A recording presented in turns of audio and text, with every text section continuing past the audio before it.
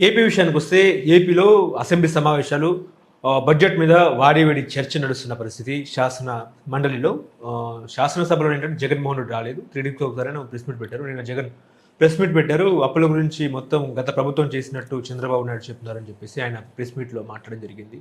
అదేవిధంగా పవన్ కళ్యాణ్ మరో 10 సంవత్సరాలు చంద్రబాబే ముఖ్యమంత్రిగా ఉండాలి అని చెప్పేసి నిండు శాసనసభలో ఆయన చెప్పడం జరిగింది. ఇంకోటి ఏంటంటే అటు రోడ్ ట్యాక్స్ పెడుతున్న పరిస్థితి. అలా ఇలాంటి బడ్జెట్ ఇప్పుడు చూసారా? ఎప్పుడైనా బడ్జెట్ ప్రవేశపెట్టింది ఫెబ్లో పెడతా ఉంటారు. నవంబర్ ఫిబ్రవరి, లేదంటే ఓటాన్ అకౌంట్ బడ్జెట్ తర్వాత వస్తుంది జూలైలో. అసలు నవంబర్ నెలాఖరులో బడ్జెట్ 11వ తారీఖు ప్రవేశపెట్టారు అనుకోండి, ఇంక డిస్కషన్ ఫైనలైజ్ అవ్వలేదు, తర్వాత ఆమోదం అవుతుంది ఏదైనా కానీ. ఇప్పుడే అలాంటి విచిత్రమైన పరిస్థితులు పెట్టారు. ఆ మంత్రి గారు ఎవరైనా కేశవ్ గారు అనుకుంటా, ముళ్ళ కిరీటం కాదు అది, భయంకరమైన కిరీటం నెత్తి మీద పెట్టారు ఆయన తీసుకెళ్ళి. పదవి కాదు అది.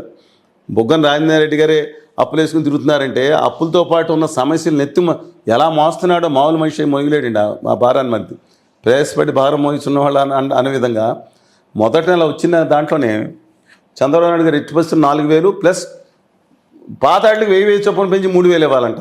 మరి ఆయన హామీ డిజాస్టర్గా ఫెయిల్ అవుతా అనుకున్నారు.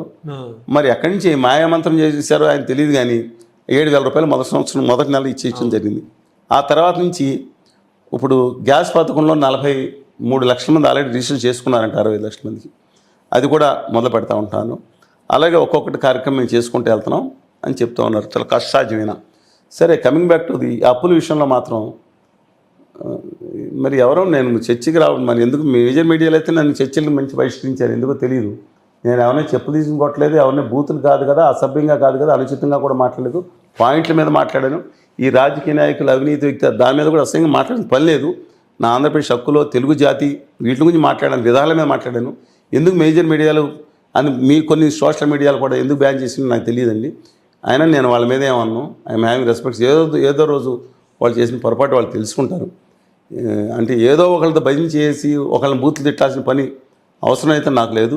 తెలుగు జాతి సిద్ధాంతం మీద నిలబడ్డాను, ఖచ్చితంగా నిలబడతాను. సరే, coming back to our point. 17 లక్షల కోట్లు అని చెప్పి నాతో కూడా వాదించిన పెద్ద మనుషులు ఎక్కడున్నారు రమ్మనండి. 14-15 లక్షలు కాదు, 17 లక్షల కోట్లని మొన్న అడిగాను, పేరు అనవసరం. ఏమంటే మేమందరం రాజకీయ నాయకులు, శ్రీనివాస్ గారు మీరు కాదు కదా, మీరు ఉద్యమకారులు, ఇదే మాట. మీరు కాదంటే వాళ్ళు అనలేదంటే మనం ఒకసారి చర్చ పెడదాం. ఒక ధైర్యంగా వస్తానంటే రమ్మనండి. ఓకే. ఆర్థిక శాఖ మంత్రి గారు 14-15 లక్షల కోట్లు అంటారు.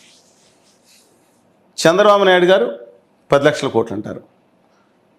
4,60,000 కోట్లు, లేదా మిగతా కంపెనీలు 6,47,000 కోట్లు, 8,000 కోట్లు ఆర్థిక శాఖ మంత్రి గారు అసెంబ్లీలో బిల్ చేస్తారు. కానీ అది తప్పండి. ఎందుకు తప్పు పెట్టారంటే, ఈ కేంద్ర ప్రభుత్వం వేసిన నిబంధనల ప్రకారం, ఎఫ్ఆర్బి ప్రకారం మన అప్పులు ఎక్కువ చూపిస్తే వచ్చే అప్పులు కూడా పుట్టవు. ఇప్పుడు ఆల్రెడీ ఈ సంవత్సరంలో భారీగానే అప్పులు తీసుకుంటున్నారు. అది తప్పు అంటే ఏం చేస్తారు, అలా పెట్టారు. కానీ అప్పులు 6 లక్షలు కూడా కాదండి. డెఫినెట్గా it is beyond 8 to 9 lakhs course ఉంటుంది. అదే ఆర్థిక మన ఎంత అప్పులు కూడా తెలియని పరిస్థితి. ఎందుకంటే అప్పులు మన కార్పొరేషన్ దగ్గర తీసుకొచ్చాం, ఇంకోటి తాకట్టు పెట్టి తీసుకురావడం జరిగింది, కొన్ని ఆఫ్ చేశారు లాస్ట్లో. అందువలన ఏది ఫిగరో కరెక్ట్ చేయవద్దో అసెంబ్లీకి తెలియట్లేదు. మీరు కాదంటే అసెంబ్లీ వాళ్ళు మిమ్మల్ని నన్ను పిలుస్తారు రేపు పొద్దున. గౌరీలు అయ్యన భద్రుడు గారు పిలిచి, ఏంటి మా అసెంబ్లీ మీద తక్కువ మాట్లాడతాను, మీ అసెంబ్లీ కన్ఫ్యూజన్లో ఉందండి అన్నా నేను.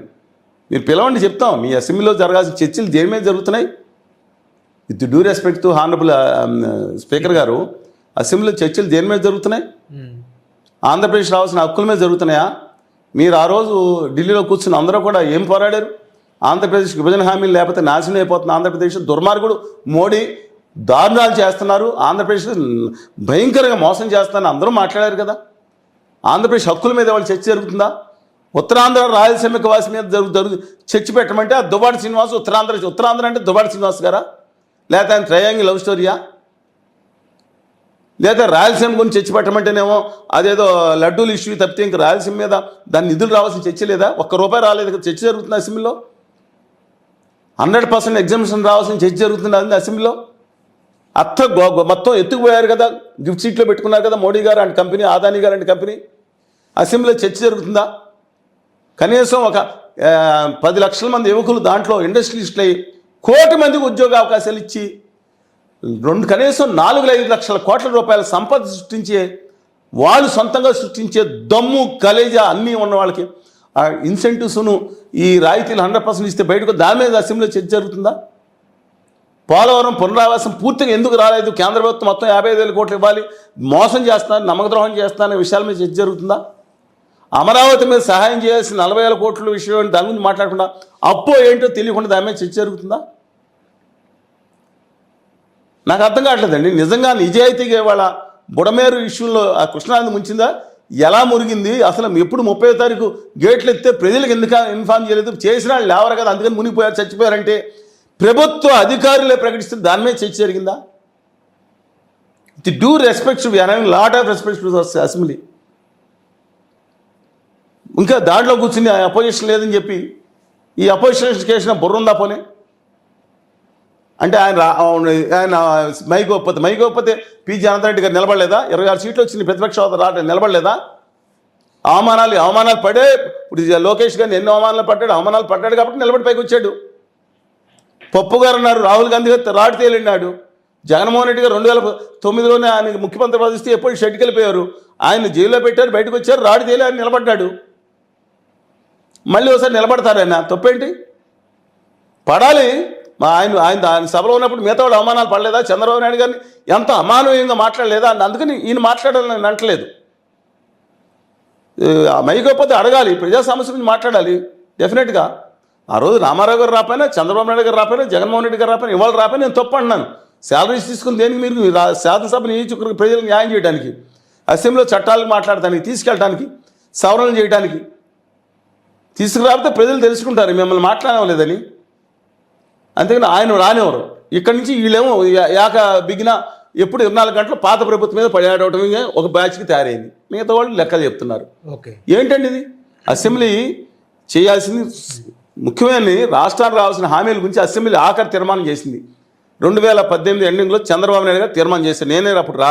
నేను రాజిచ్చానంటే బాగుండదు, నేను సజెషన్ చేశాను. ఆయన పెట్టుకుని ఆల్రెడీ బిజినెస్ అడ్వైజరీ కమిటీ కూడా మీటింగ్ ఏం పెట్టుకున్నారో, విష్ణుకుమార్ రాజు గారు కూడా మద్దతు ఇచ్చారు లేదో కనుక్కోండి. ఎమ్మెల్యే గారు ఉన్నారు ఇక్కడ, మంచి ఆయన నిజాలు చెప్తాడు చాలా వరకు, కనుక్కోండి. ఆ తర్వాత జగన్మోహన్ రెడ్డి గారు వచ్చిన తర్వాత హోదా విభజన హామీ తీర్మానం చేశారు కదా, అది లేకపోతే భవిష్యత్తు లేదా, అంత బోగస్ కంపెనీలు వచ్చేస్తున్నాయి అని చెప్పి మొత్తం ముట్టుకుందంటే ఏంటంటే నాకు అర్థం కాదు. అసెంబ్లీ సమావేశాలు పెట్టుకుని బడ్జెట్లో కూడా వాస్తవాలు చెప్పండి. అందువల్ల దయచేసి ఆ విధంగా ప్రయత్నించాలి. But anyway, last but not least Raghuramakrishnaraju గారికి డిప్యూటీ స్పీకర్ వచ్చిన దానికి వారిని అభినందిస్తూ, అలాగే మిగతా కార్పొరేషన్ చైర్మన్ వాళ్ళందరికీ వచ్చిన దానికి అభినందిస్తూ, వారు పునరంకితమై ఆంధ్రప్రదేశ్కి కేంద్ర ప్రభుత్వం చేస్తున్న నమ్మక ద్రోహం నైవంచాన్ని నిలదీసి ఆంధ్రప్రదేశ్ న్యాయంగా ట్రూ బిడ్డల్లాగా ఆంధ్రప్రదేశ్ హక్కుల కోసం పోరాడాలని నేను కోరుకుంటున్నాను.